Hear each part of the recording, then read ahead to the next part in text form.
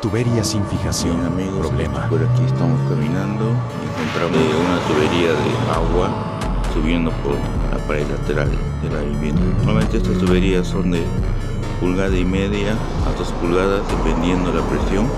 No ha sido diseñada, entonces lo que ha hecho el dueño es hacerlo por el costado, por donde pueda, y no se ha prevenido, ¿no? Haciendo una alta columna o ducto, o asegurarlo con